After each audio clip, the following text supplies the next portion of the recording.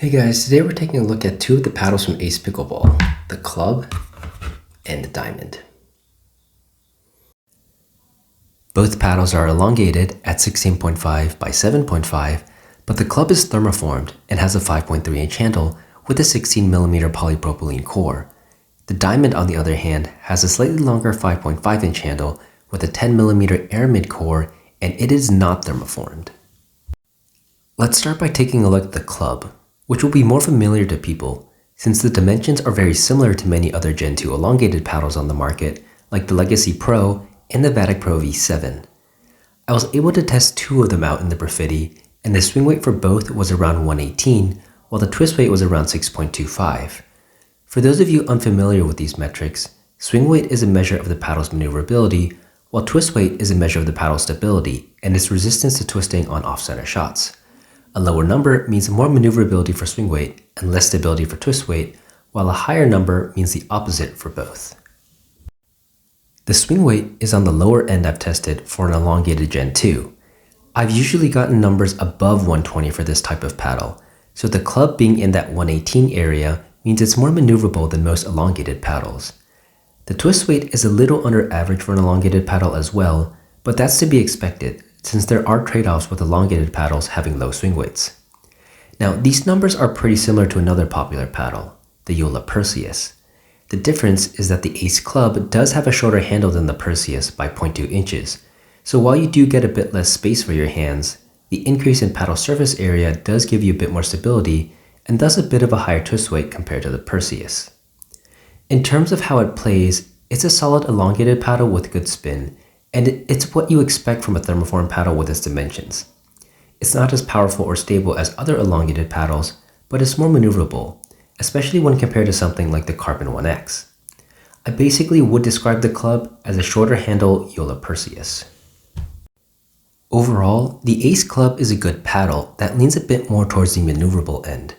While there are several like it on the market already, it does go for $139.99, which drops down after a discount code, and it does occasionally go on sale. So if you are a fan of the paddle's design or enjoy the Ace brand, the Club is a good option to pick up.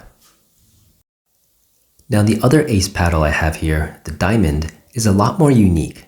First of all, not many paddles have a 10mm core, and second, very few paddles use an aramid core. For the swing weight, we got 105, and the twist weight, we got 4.95. Compared to the Club, these are significantly lower numbers, meaning the paddle is very quick to swing with an unstable feel to it. This makes sense since thinner core paddles are generally lower in both of these metrics. For all the paddles I have tested so far, the Diamond has one of the lowest swing weights I've measured, but also one of the lowest twist weights. It's a fast paddle to swing, but it is incredibly unforgiving with a small sweet spot. However, when you do hit the sweet spot, the paddle is very fun because of how poppy it is at the kitchen. There's very little dwell time, and the ball comes off the paddle face very quickly. Thinner core paddles tend to have this effect, but this is also in combination with the aramid core. Compared to polypropylene, aramid produces a higher pitch sound on impact and gives the ball a faster pop off the face. If you've ever used the ProDrive Ghost or the Onyx Z5, you'll be a bit familiar with the feel and recognize that high-pitched sound. I will say though, that the effect does make the ball very difficult to control, and I definitely do not recommend this paddle for beginners. If you can manage to control the thin aramid core, this can be a very deadly paddle at the kitchen, especially when combined with a very low swing weight.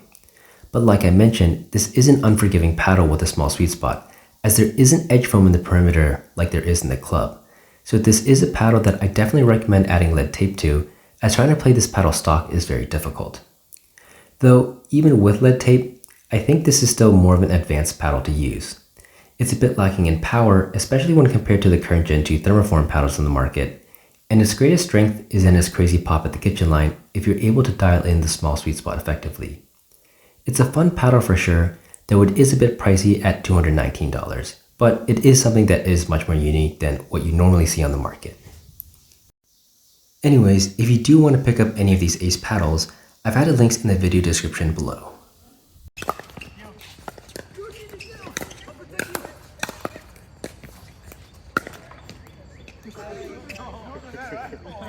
No, that rolled over. That rolled over.